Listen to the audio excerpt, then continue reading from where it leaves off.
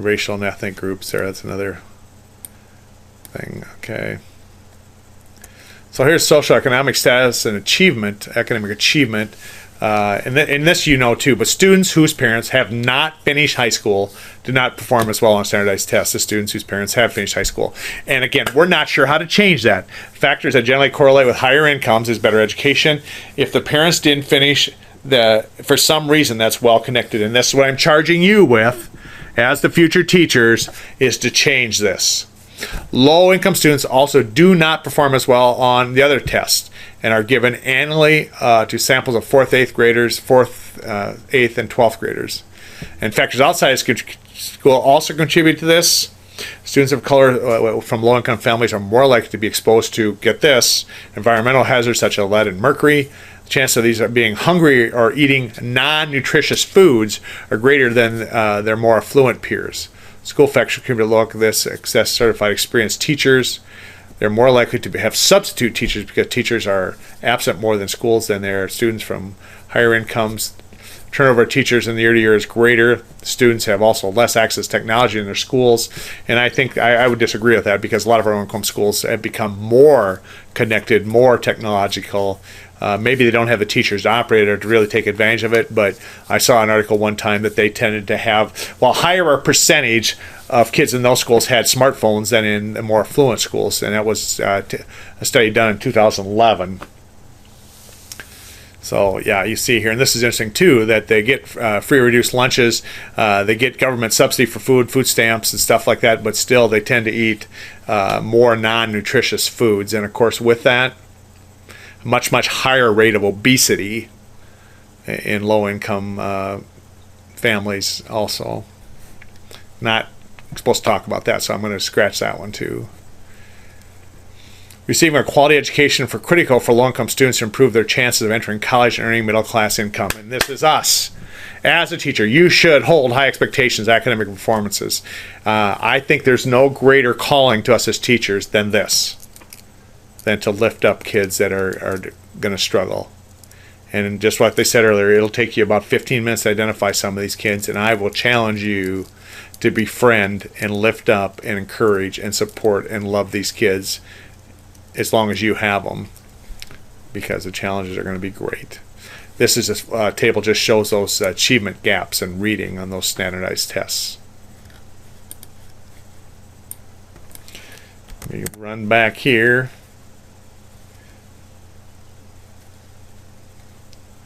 Yeah, if you don't finish high school, you do not perform as well on standardized tests. Low-income students do not perform as well on standardized tests. Receiving quality is critical. And I think the most critical part of this is you, the teacher. The biggest single determinant of success in school is the teacher and the attitude and the approach of the teacher. And one of the things I could talk about back here is often we don't get the best teachers in these low-income schools. They're absent more, they're not as qualified, and the turnover. The first time they get a chance to go to a different school, they leave these inner-city low-income schools. Well, what about language? What role does language play? And this is pretty well documented for you also, is this language thing. More than 57 million residents speak a language other than English at home. Spanish is the language most often, and you knew that. That's the biggest immigrant group in the country, followed by Chinese, Tagalog, French, this. Did you know that was a second one? Spanish is the first and Chinese the second. So if you want to learn another language besides Spanish, don't do French or something like that, do Chinese. Okay. You also find students from these countries: Haitian, Creole, Urdu, Swahili. I know Swahili. We have a group that meets at our church from Swahili that are Christians, and they're all new to this country. Native language is often replaced by English within a few generations, as was mine. Within a few generations, they're replaced by English, and my understanding is my grandparents couldn't wait to learn English. They came to this country, have never spoken this, and even my grandmother used to speak a little German, and she would say to me, to us kids, I miss saying that. I'm starting to forget how to speak German. is more likely to be retained when schools and communities value bilingualism. As a commerce trade have become more global, professionals in this, they're encouraging children to learn a second language. A lot of places it's required that you have a second language, and the most common one, of course, is Spanish. Yes. Movement in some states for English-only usage in schools and daily commerce. Street signs on this highlights dominance of English desired by citizens. Ballot initiatives in Arizona, California, and Massachusetts have banned the use of students' native language for instruction. There was lots of controversy over that. And that controversy was, if your school building is predominantly Spanish speaking, should you do instruction in Spanish even though you're in this country? And of course that gets heated. I'm sure if I put that up as a discussion question, you all would disagree with each other. It talks about American Sign Language here for people that are hearing impaired. There's no questions on that. This is interesting too, the dialect. This thing here. Here's the dialect thing. Different dialects, and you've heard this. Each dialect has its own rules, knows its users. Some schools allow standard students to use a dialect other than standard English. And I'm saying you want to prepare kids. Make sure you're adamant about standard English things. Here's this 57 million. This Spanish is the most often. The second is Chinese, of course. 20% of school-age children live in homes where languages other than English is spoken. Most commonly used language is American Sign Language. And don't forget that there's a number of sign language out there, but the most accepted one is American Sign Language. And what are these different education for language diversity, like a bilingual education, for popular approaches. And here's those four popular approaches: content-based, pull-out, sheltered English,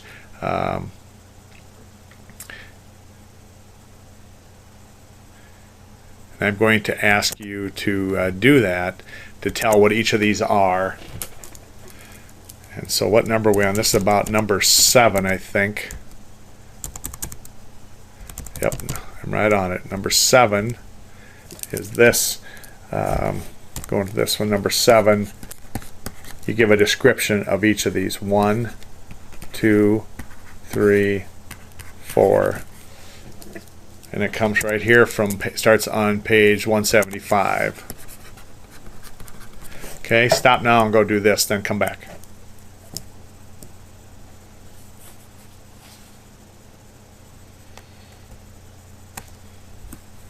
Okay.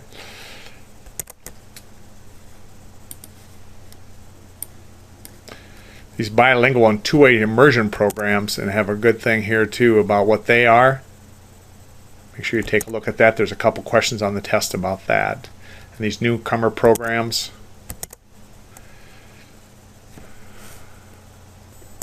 And what are these newcomer programs? Well, they kind of give a synopsis here. Designed to help immigrant students develop basic English, provide instruction in core content areas, learn common culture, and develop strength their native literacy skills. I'm not sure why you would want to build their native literacy skills, because you really want to figure out the American English culture, but that's what they do. And a lot of school districts have exclusive programs for these kids that are brand new to this country. And so I'm telling you, I had kids that hadn't been in this country 3 months when they're in their classroom, and really a challenge to converse with them, but I say rewarding also. And here's our discussion question. This will be number 8. Should all students be bilingual? And again, I'm going to ask you not to respond to this until you've read both sides of this, yes and no. And it goes over into this page. So that's going to be number 8. I'll put it right here. Discussion.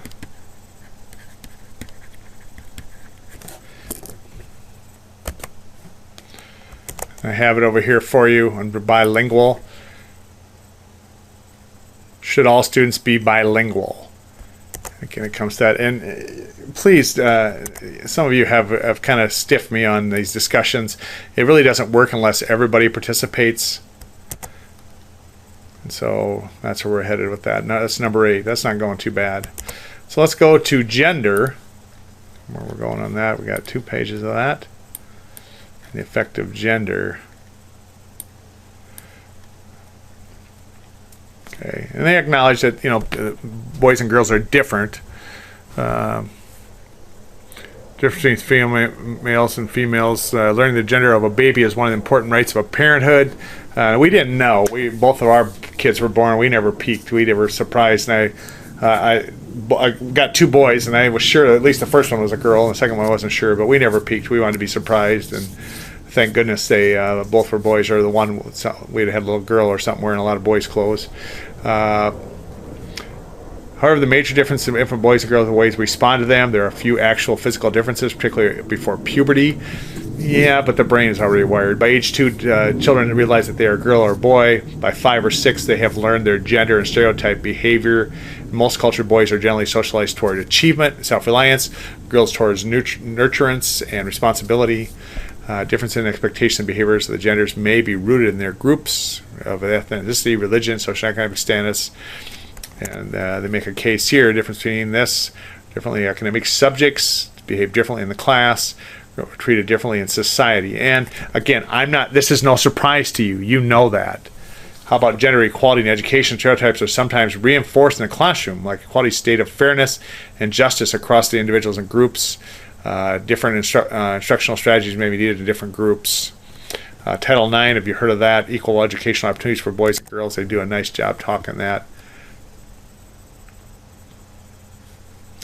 And again, there's several questions on the test. You have to read this. It's a very easy read about that importance. Okay. And then the gender thing, equity in education, talks about Title IX and what that was about. Has been credited for increasing the number of girls and young participating in college preparatory courses, completing professional degrees in college, participating in sports. And that was a big thing. A lot of things were not ever noticed except the sports. And it really put some schools in a hardship trying to offer so many more sports to make it equal. Let's see, in the year that Title IX was passed, only 7% of law degrees are earned by females compared to 46% now. 8% of medical degrees, 13% of the doctor percent are awarded females. Now today it's 49% of all medical degrees, 52% of all doctorates are this. Okay, and sports associated with higher levels of family satisfaction. I don't know about that. Sports can go kind of crazy. Many families report their daughters do not have the same opportunities to participate in organized sports in high school as their sons, and if that's the truth, the school is not in compliance with Title IX. Although Title IX has led to dramatic increases in the number of females involved in sports, providing the equal opportunities have been most controversial part. Requires that percentage, and this is what makes it hard, percentage of male and female athletes to be substantially proportionate to the percentage of males and females in student population. And why I say that, because football is the killer, and if you're running a school and this is killing you, get rid of football. Ah! Yeah, here's why. Because football takes so many. If you're in a big school, you could easily have 100 kids, 100 boys playing football. Well, it's very hard. You have to offer a lot more sports to get 100 girls involved. And so that's why, if I were you, get rid of football, and that'll never fly. Nobody wants to see that. But that's why it's been a hardship, because you have to offer so many other sports to equalize football. Where otherwise, if you just have basketball, track, those can all be equal. They're the same. But football's the killer because you don't have a balancing one for the girls that has that many. And of course, what still is that traditionally, maybe it's our fault, maybe we stereotype wrong, but you still see less participation in girl sports than boys. And I say maybe that's the fault of families or culture or what have you. But is it okay if girls don't want to be in sports at the same rate as boys? I think it is. The authors are disagreeing here. They're perceiving it as that should be all the same. And we have some wonderful participation in girl sports, but it all came from federal law, Title IX. Here, the number of girls and women participating in sports has increased dramatically since Title IX was passed. Fewer than 300,000 in 72. More than 3 million high school girls now participating. Number of women participating in college sports was 32, and now it's 184,000. So that's that. All right. So now sexual orientation. And because of academic freedom, I'm not going to do this one. You are. And so what I'm going to ask you simply to do under here, you need to read this because there's some questions on the tests, but you need to add one more here. Supporting these students, you make another bullet here, and I believe this is number 9. And one more here, thing about supporting this group. Okay.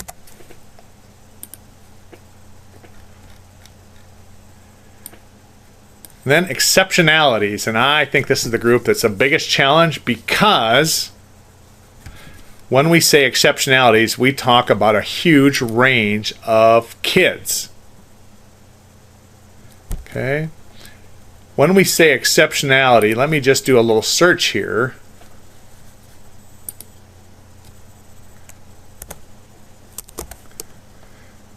Let's do like this, call it exceptional.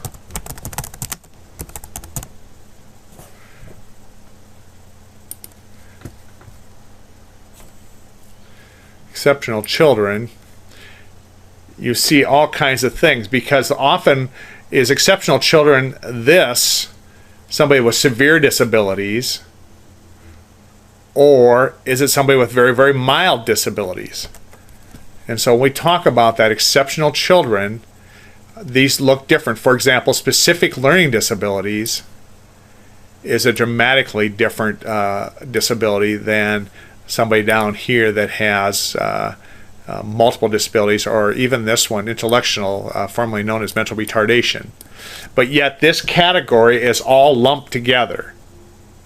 It's all, if they qualify for special education, it's all called exceptional children.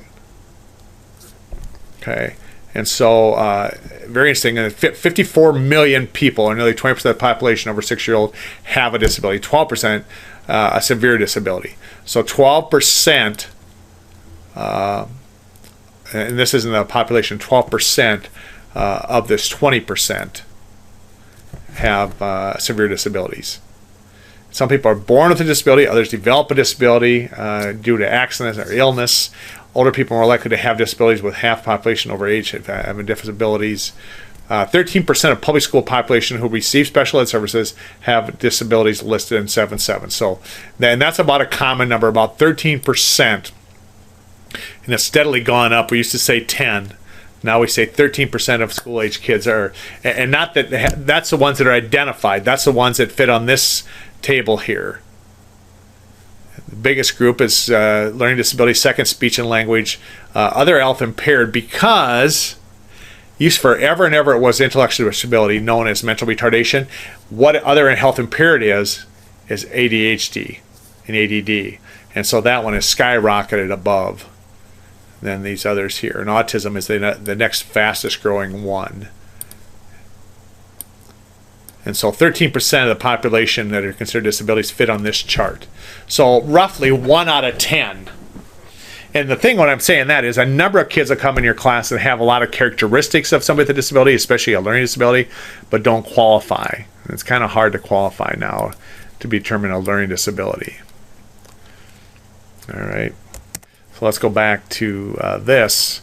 Here's the problems. Often low expectations for student with disabilities, face discrimination, based on, I mean, again, on its face that looks rough, but what that comes from is somebody that looks severely disabled. You make some assumptions maybe you shouldn't. And I've worked with kids that are severely disabled but still had their mind were at least of average intelligence, but it was often locked in a body that didn't function. So that was some of the discrimination. As you look at somebody that can't communicate, is in a wheelchair, doesn't have any words or anything, and you make some assumptions there. Inclusion fully integrates all students and requires collaboration, and they do a great job about talking about that here. The IEP, again, a SPED 100 term. What is that? Individual education plan. Time students that may be pulled out of the classroom, but these should be less. And hopefully you have a background in that. They must individualize lessons for that group with IEPs so that they can be successful. And I think of all the groups we've talked about, exceptionalities and diversity, this is the one that'll challenge you the most. This is the one that'll challenge you the most. And of course there's some overrun between the two groups, a very disproportionate number. All students can learn and require accommodations. African Americans, ELLs, low income students, disproportionately placed. And I don't know what the alternative to this is. You know, they make a case here that there's a disproportionate number in special ed from that, but what is your alternative? Individual disability require the students' disabilities provide a free and appropriate public education. African Americans, English language learners, and students of low-income families are more likely than their peers to be in special ed. So it kind of runs over now, this group, from some of the other groups we talked about. Students labeled intellectually disabled or emotionally disabled are disproportionately from low income. And again, I'm going to ask you, why is that? Why do you think that is? That these kids with severe disabilities, either mental retardation or emotionally disturbed, are disproportionate from low incomes. Meaning, if we go back here, let me go to this one. This is what disproportionate is, and we've hit on this before, but proportionately that if there were fairly proportionate, 64% of kids with mental retardation and mental illness should be white, 5% should be Asian, 12% black, 1% Native American, 16% Hispanic. And this is from the U.S. population, but it should mirror the population of your school. So if your school had 64% of the kids be white, 64% of the kids in special ed should be white. That's what disproportionate is, relates to that. So if you ever hear that terminology, you ever hear it talked about being overrepresented, that's what overrepresented is. That, for example, we may have, 10% of all Native American kids in our school are in special ed, when they only make up 1% of our student body. That would be overrepresented in special ed, and that's their case here. Is that there are these disability categories. At the same time, and here it is again, Hispanic, African American, our students are underrepresented and gifted. But see what's the alternative to that? Okay, so same thing.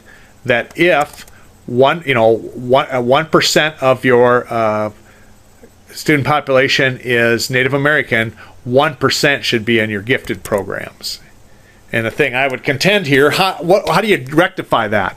Do we develop these programs for these kids if they're not don't qualify in that? And again, the thing that's not mentioned here that blows this away is this group.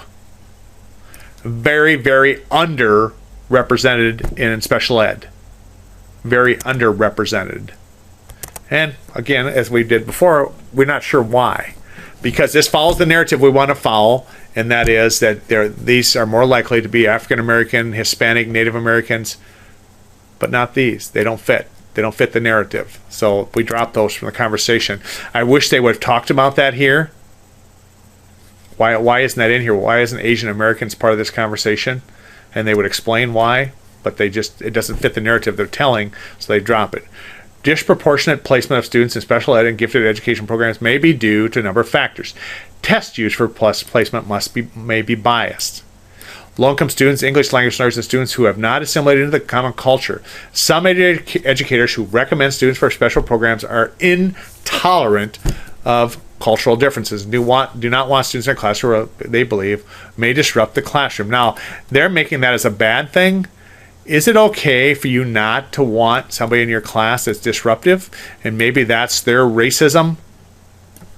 Is assuming that? But I think if that's your belief, schools should monitor recommendations and placement to find out if students have some groups are being disproportionately placed in SPED programs and take corrective actions. But I say to you again, what shall we do with students from these different groups that we're calling out here, if they need special programming, should we deny them into special ed so that our numbers are proportionate? I'm not quite sure. Then response to intervention, and I'm going to let you read this too. That is a program it's relatively new, but it's a new way to determine this. And I'm going to ask you what number we're on here, about 10. Number 10 here is write a little something about this. Here's number 10 about RTI. What about it?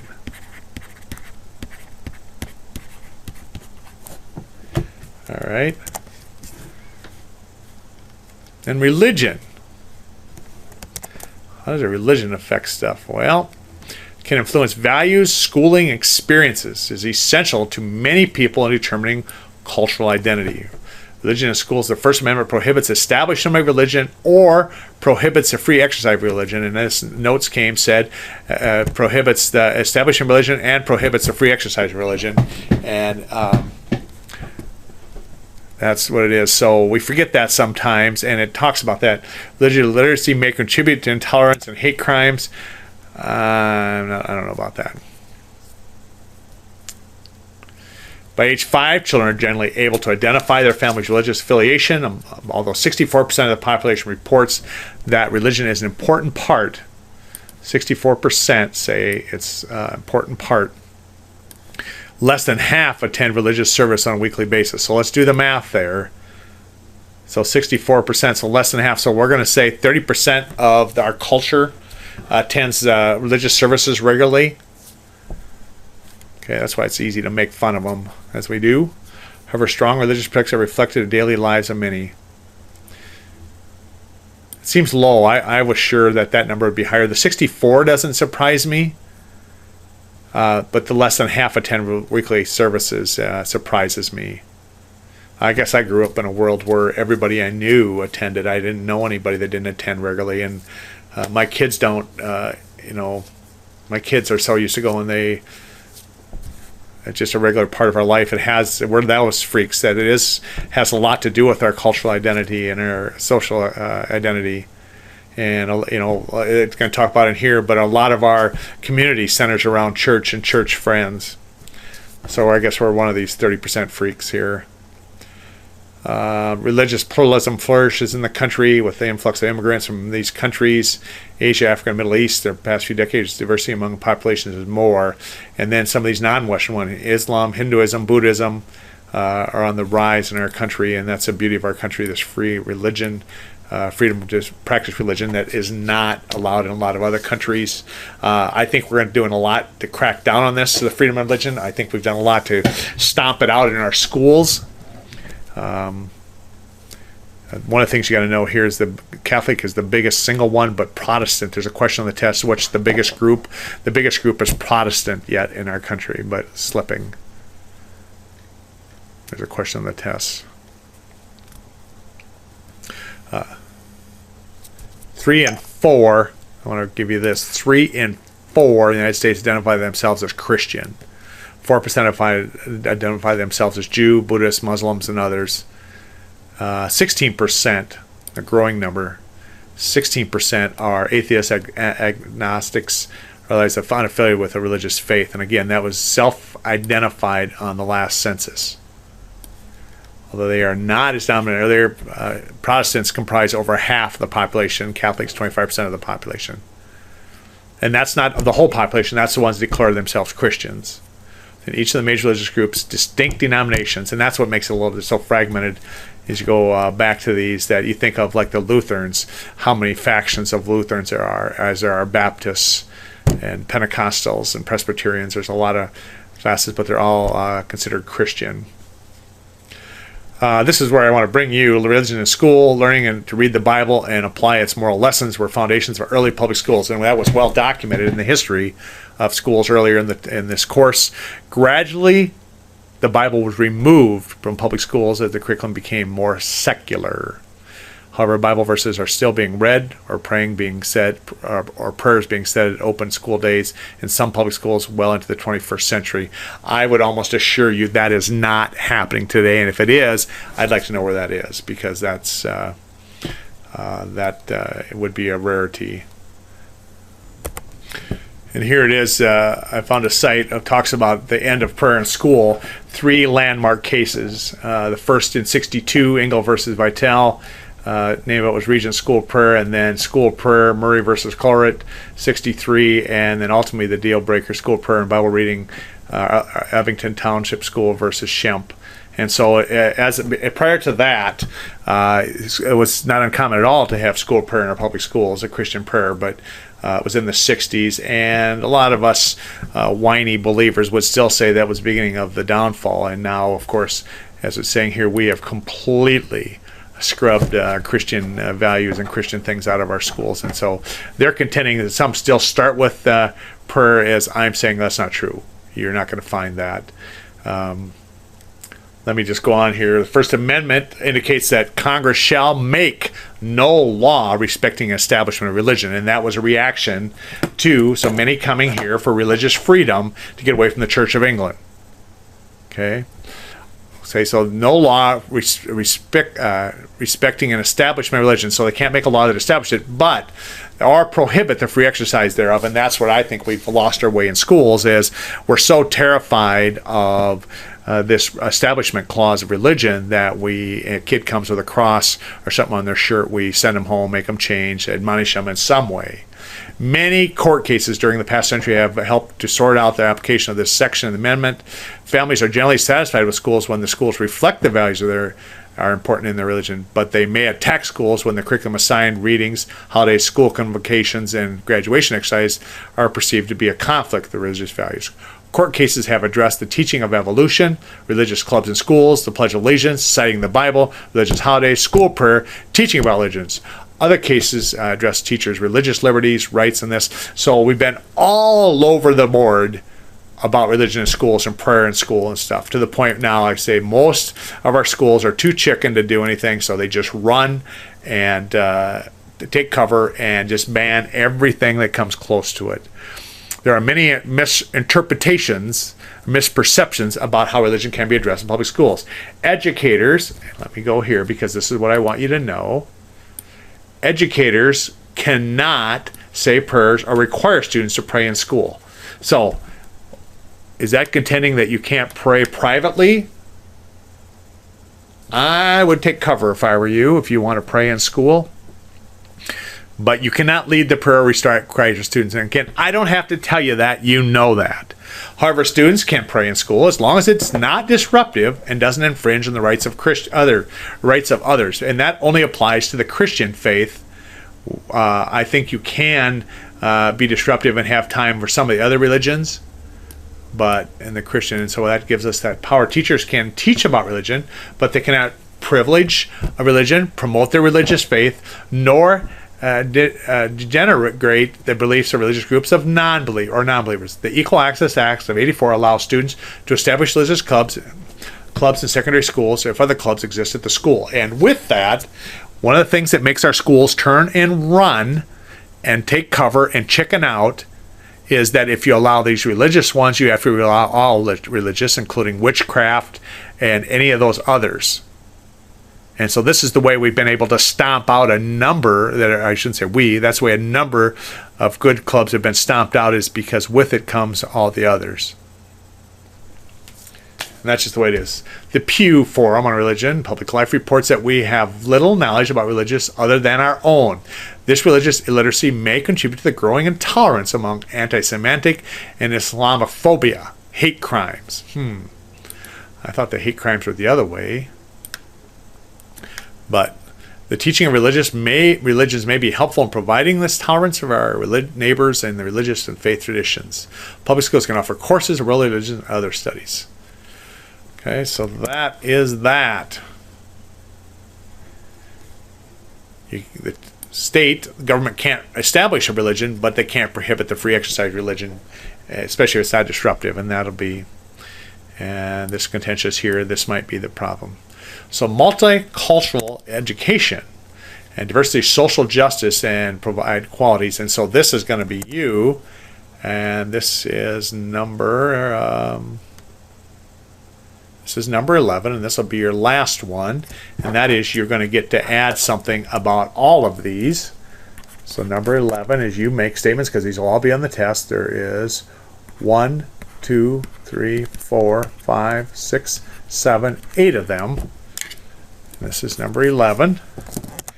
And they're all laid out here, and you're going to make a statement and study each of these. Okay. These are interesting here. These are classroom and schools are multicultural and models of democracy and equity. Requires the educators to do this: place students at the center of teaching and learning, promote human rights and respect to cultural differences, believe that all students can learn, acknowledge, and build on the life histories, experiences, critically analyze oppression and power relationships to help understand racism, sexism, classism, discrimination against persons with disabilities, gays, lesbians, and the young and the need. Here, this is interesting. Critique society in the interest of social justice and equality. Interesting. That is one of your jobs, I guess. And number 7, participate in collective social action to ensure a democratic society. What does that mean? So interesting here on these two. They don't really give a description what they are, but there they are. And especially a collective social action. A democratic society. But can you do this for me when you're teaching social justice and collective social actions? Can you give a balanced approach to every issue? Can I ask you to do that? Often in schools we're one-sided, as are these authors. So I'm asking you to be fair and balanced and give a complete pro and con of every issue. Because otherwise we go into things like they mentioned earlier, pollution. And what's both sides of pollution? The social good, as long as the social harm, or no? Okay, then you don't worry about it. But that's what I would do if I were you. If you're really an equality person, you would give both sides of everything. Then incorporating diversity, cultural responsive teaching, that'll be you with multiple perspectives. And you're going to have to read every word of this to understand it. And I'm telling you, it's all on the test, every one of these. Validating student voices, there's several questions about voice.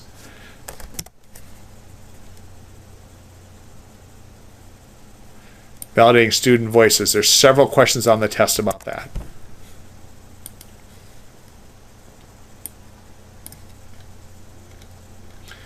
And during ensuring equality, schools and educators should question whether the policies and practices are equitable.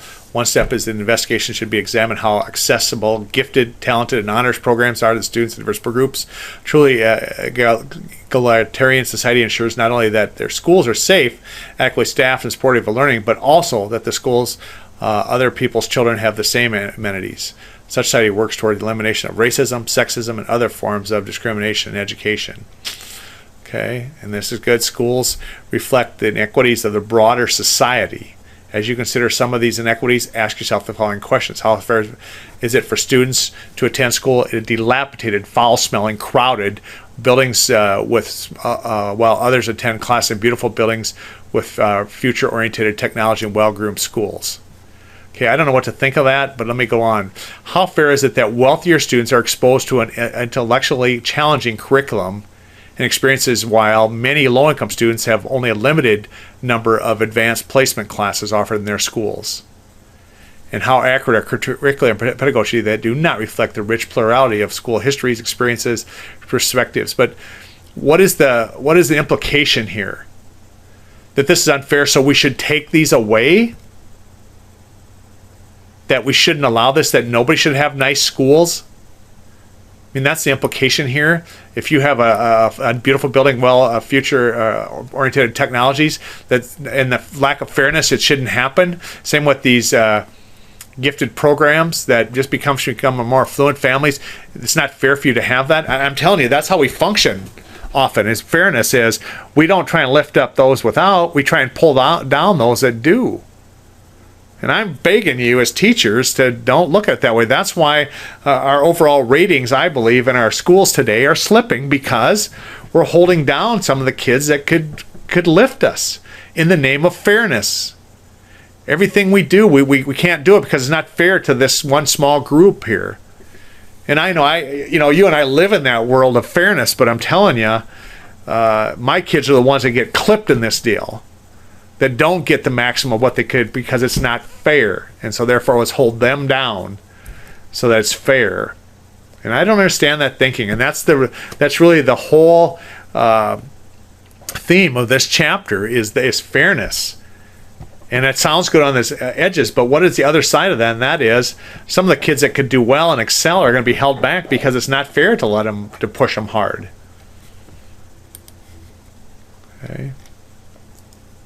Quality of results. Schools today are expected to provide all students with the opportunity to learn and outline the math, science, English, and arts, foreign language. All these do not expect U.S. students to meet minimal standards. They expect them to meet high scores of international ones.